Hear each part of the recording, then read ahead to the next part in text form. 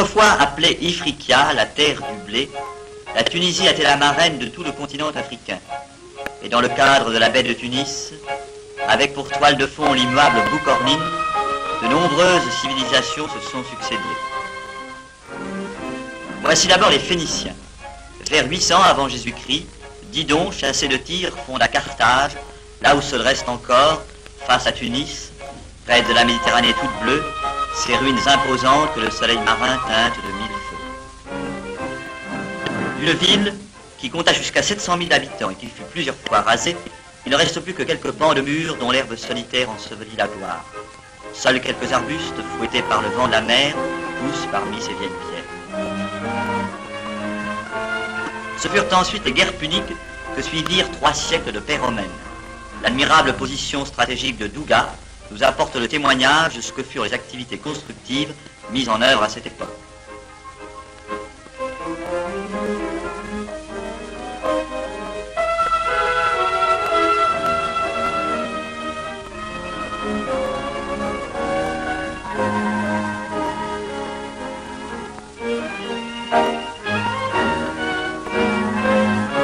Après la décadence de cette domination, s'installe une longue période de troubles pendant laquelle les Vandales et les Byzantins opprimèrent les Berbères.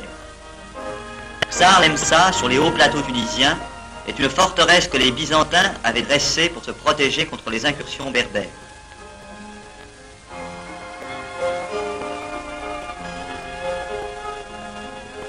Venus des confins de l'Arabie, de nouveaux conquérants fondèrent Kairouan, la seconde ville sainte du monde islamique, avec ses 190 mosquées, ses 300 sanctuaires ou tombeaux.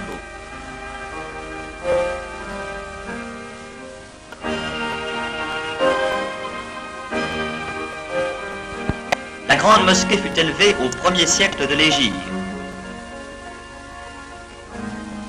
360 colonnes enlevées au temple romain. 360 chapiteaux sculptés. Des pierres gravées. Une cour immensitaire d'où l'on vient depuis 12 siècles puiser l'eau par des ouvertures dont les margelles sont usées par les cordes. Tel est cet édifice qui voit chaque année défiler des dizaines de milliers de fidèles. C'est à Carthage, pendant la 8e croisade, qu'à l'ombre du village de Sidi Bou Saïd vint mourir le roi Saint-Louis.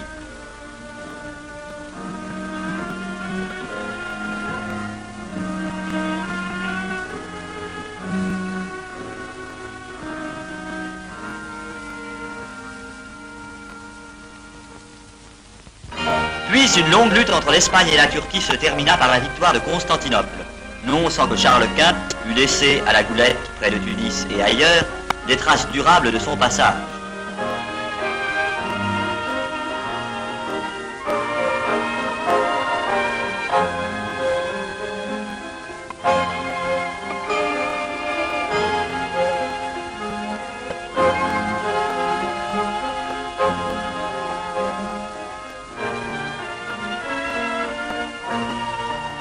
C'est en 1705 que se fonda la dynastie actuelle des Husseinites. De 1881 à 1883, Jules Ferry met sur pied l'harmonieux régime actuel. Depuis, les Français se sont donné de tout leur cœur à la mise en valeur de la Tunisie. C'est donc un mélange de vie archaïque et de réalisation moderne qui caractérise la Tunisie d'aujourd'hui.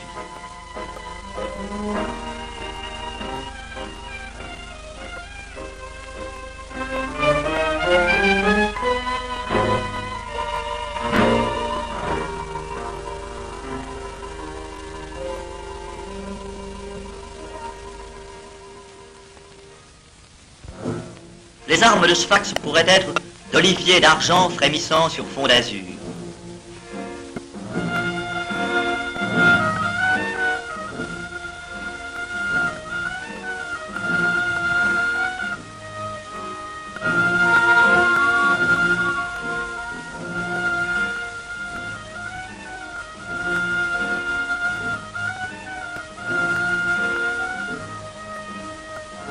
Non loin de la ville, la monotone forêt reconstituée de toutes pièces sur les indications de Paul Bourde déploie sur 200 000 hectares l'opulent manteau vert argenté de ses 5 millions d'oliviers.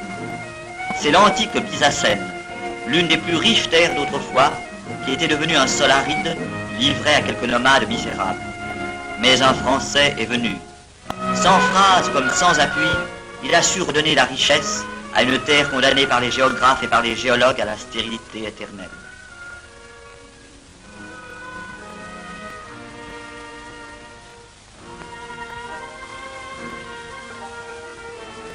Travaillant en parfaite collaboration avec les Tunisiens, qui devinrent ainsi propriétaires d'une partie de la nouvelle et gigantesque Olivrette, Paul Bourdes réussit à féconder cette terre autrefois aride. C'est la résurrection d'un principe effacé, disparu, celui de la culture sèche. 3 labours valent un arrosage. Bel exemple de ténacité, de courage, d'intelligence, dont profitent maintenant des milliers de Français et de Tunisiens, des milliers de pauvres gens qui autrefois ne mangeaient pas à leur faim.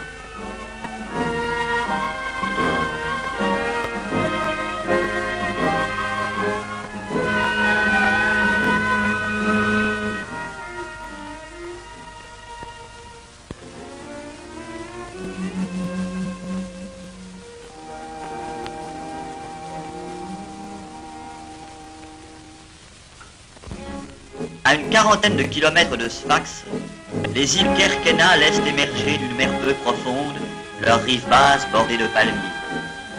Paysages exotiques qui évoquent d'autres paysages plus lointains, les rivages du Pacifique, les îles sous le vent. De là partirent les danseurs kerkaniens qui représentèrent leur pays aux fêtes des provinces de France. Les Kerkaniens sont tous pêcheurs et tressent l'alpha pour en faire des cordages.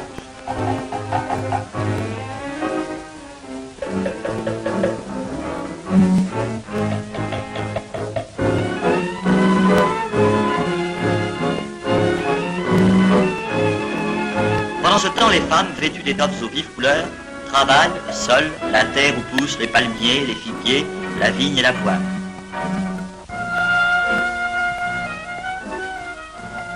C'est à Chergui, le grand port des Kerkena, que l'on construit les loudes, ces barques ventrues et à fond plat qui sont adaptées à la navigation sur des mers peu profondes. Leur forme n'a pas changé depuis des siècles et la même famille d'artisans fabrique toujours la même carcasse.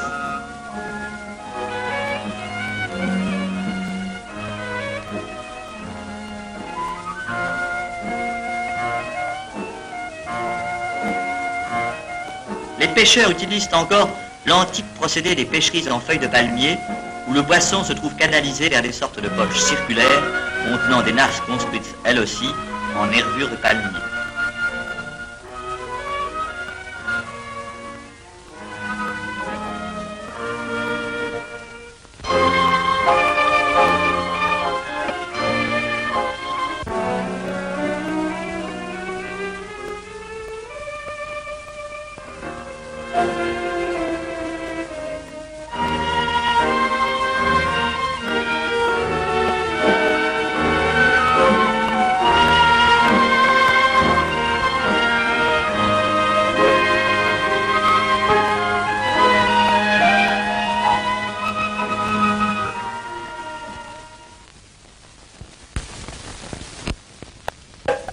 À la Beule, l'industrie artisanale produit de remarquables poteries. Un système d'irrigation conduit l'eau sur des aires où l'argile, d'abord concassée, est ensuite pétrie.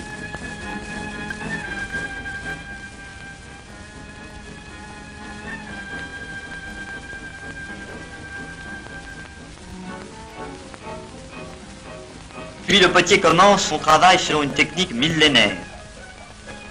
Les formes façonnées seront séchées en plein air, décorées et mises au four.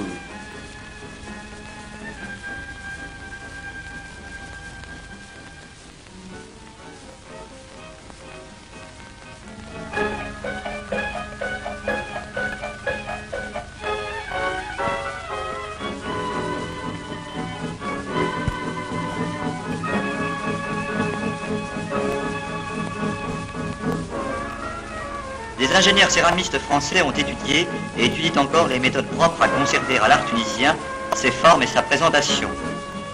Poterie naturelle puis décorée, cruches et gargoulettes dont les modèles reproduisent exactement les poteries carthaginoises Voici la collection de Nabel, où les potiers maintiennent une admirable tradition, celle de la beauté.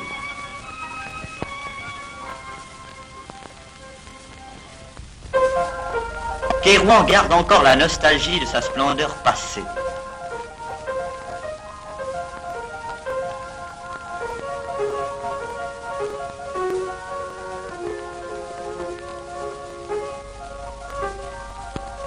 C'est là que se tissent, selon des procédés immuables, la zerbia et la lucha, tapis de haute laine fabriqués à l'endroit, et la margoum, couverture berbère tissée à l'envers.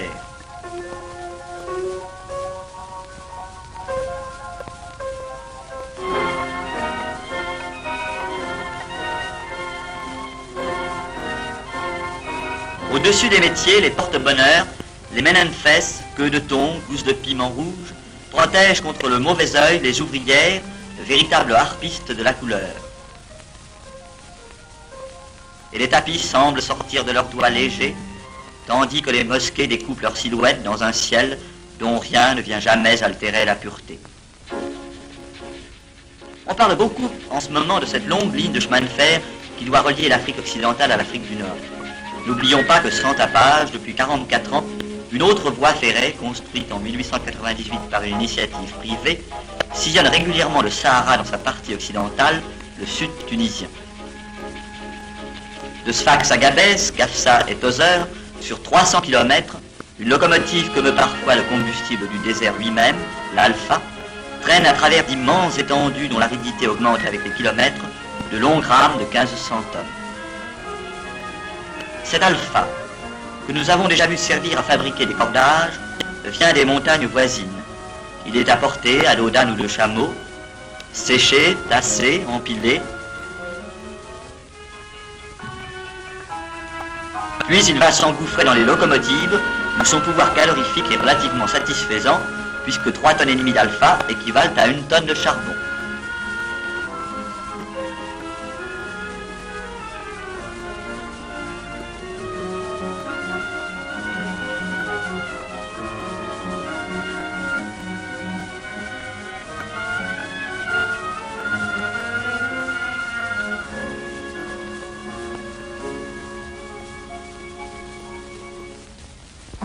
Une gare, deux noms. Un nom tunisien, un nom français. Et quel nom? Philippe Thomas.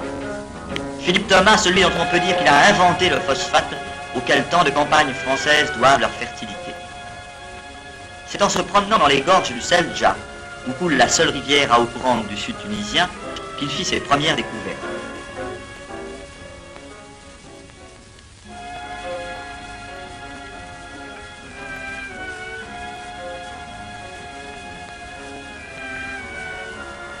Depuis, le minerai est extrait par milliers, par centaines de milliers de tonnes.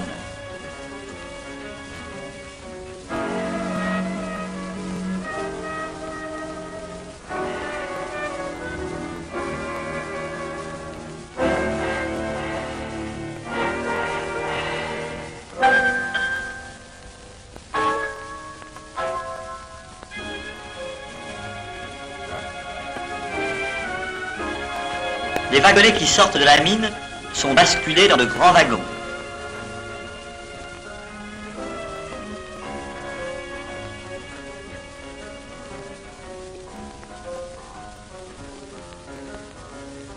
Puis le minerai est étendu sur une grande aire de séchage où une laboureuse, au profil d'hydravion, l'étale au soleil généreux.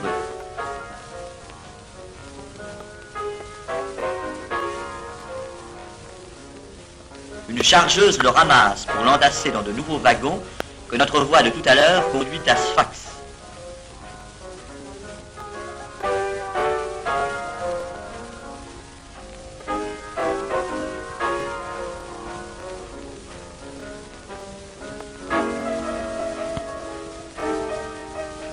De nouvelles machines remplissent au ras du bord les cales de puissants cargos.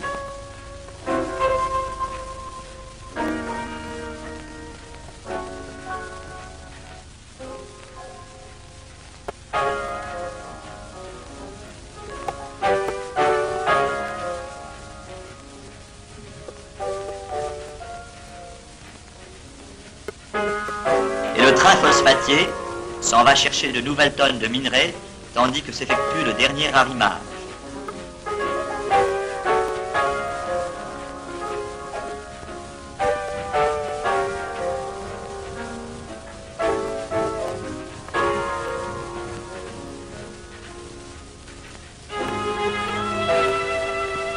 Plus imposante, la flotte démarre parmi ces barques minuscules aux voiles pittoresques.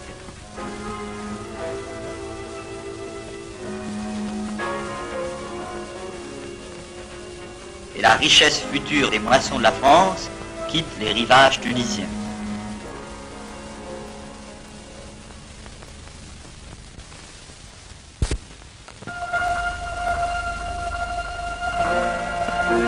Plus au sud, en venant du continent, un bac rustique permet d'aborder au port d'Adjim, dans l'île de Djerba.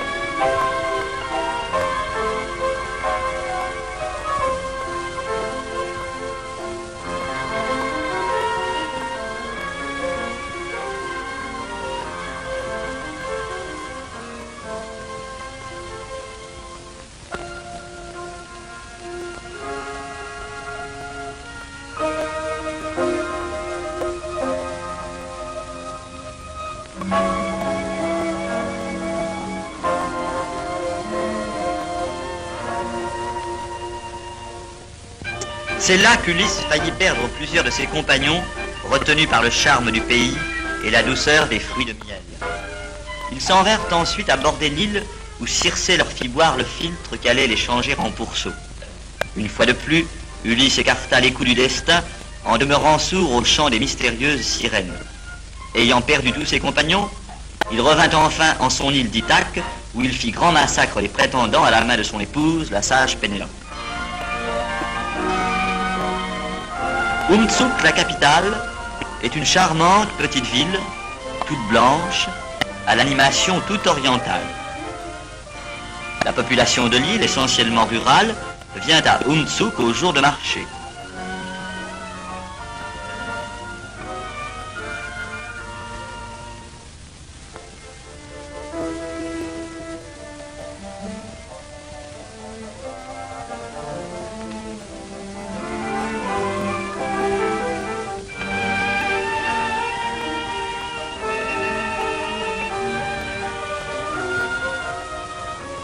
Puis, leurs affaires faites, les habitants repartent vers leur domaine, les Menzel.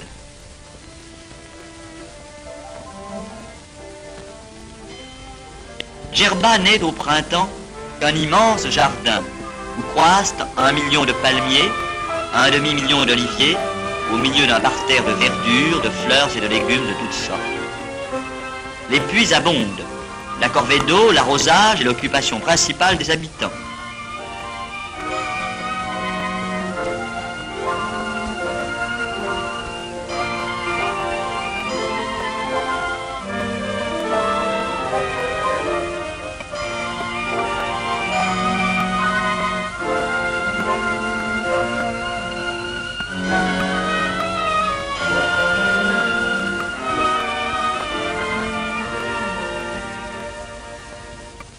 Dans la campagne se reste encore çà et là des oliviers millénaires, à l'ombre desquels se reposèrent sans doute les héros d'Ulysse, et plus tard les pirates barbaresques. Non loin d'Umtsuk, voici la mosquée de Maboubine, un des joyaux de cette terre de légende. Chaque année, au mois de mai, les membres des colonies israélites réfugiés à Djerba depuis la captivité de Babylone se rendent en pèlerinage à la synagogue de la Griba.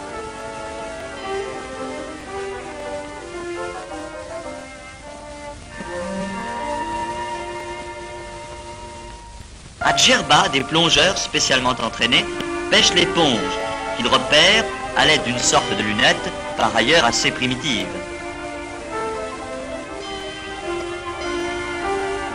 Lesté d'une gueuse de plomb qui lui permet d'atteindre rapidement les fonds de pêche, le plongeur se jette à l'eau et remonte bientôt avec son magnifique butin.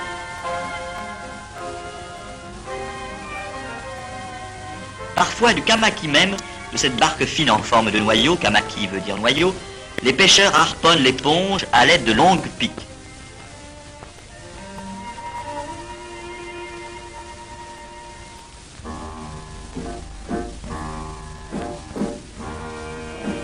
Parmi tous ces aspects si harmonieusement dosés de la Tunisie au travail, la région montagneuse de Matmata illustre bien la ténacité et l'intelligence de ses habitants.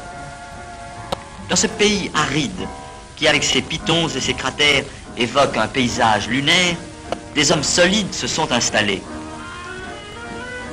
Chaque petit vallon, chaque creux de terrain a été cultivé.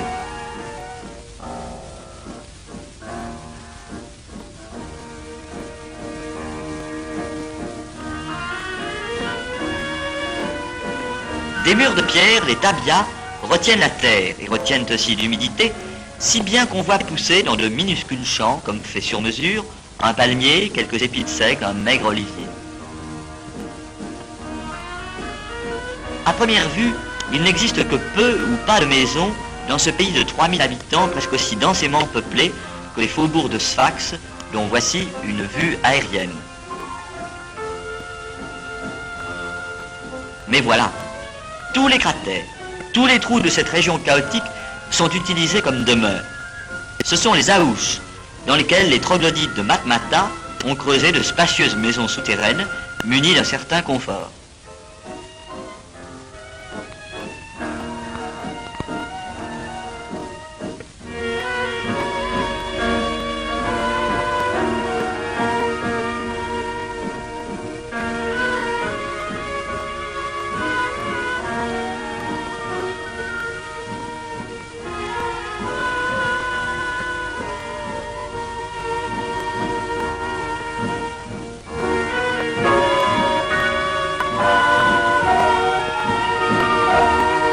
Ils y travaillent, ils y vivent aussi, protégés également contre le froid et contre la chaleur par l'épaisseur de la pierre.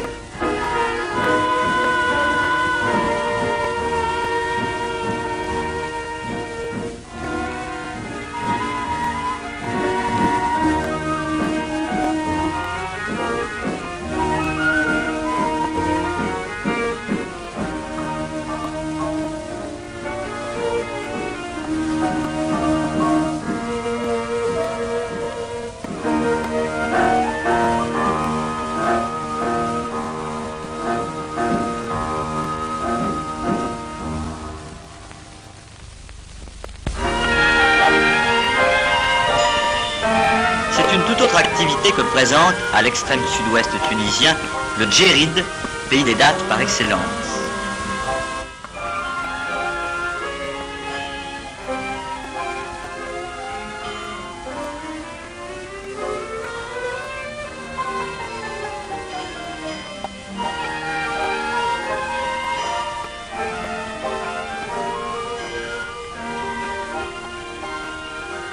Tozeur, Nefta, les deux plus belles oasis du Djerid, produisent plus de 30 millions de kilos de dattes grâce à un système d'irrigation savamment organisé.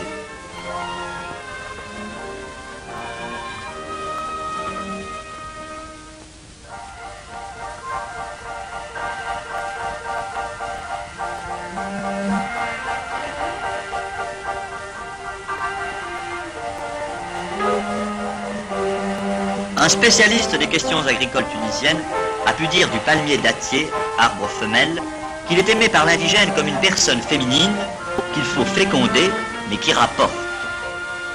Au printemps, on cueille la fleur du palmier mâle, seigneur d'importance, puisqu'on n'en garde qu'un pour 100 palmiers femelles.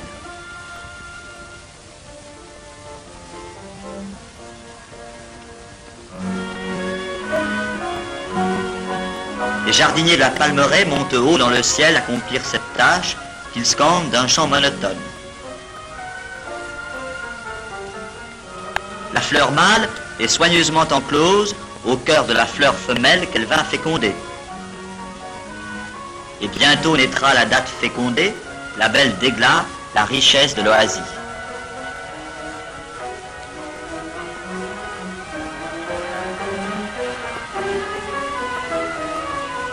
En fin de journée, les jardiniers grimpent une dernière fois au faîte d'un palmier. Il ne s'agit plus du travail, Il s'agit cette fois d'un plongeoir naturel, d'où ils vont se jeter pour se délasser de leur rude labeur dans l'eau fraîche de l'Ouest.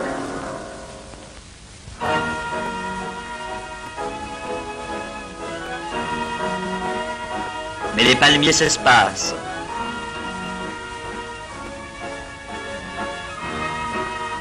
Le sable bientôt remplace les dernières herbes. Et voici, au sud, les immenses étendues incultes du Chott el-Djerid, ces terres limoneuses et imprégnées de sel qui brillent au soleil comme un lac de plomb. Peut-être un Français viendra-t-il quelque jour pour en faire aussi une nouvelle source de richesse.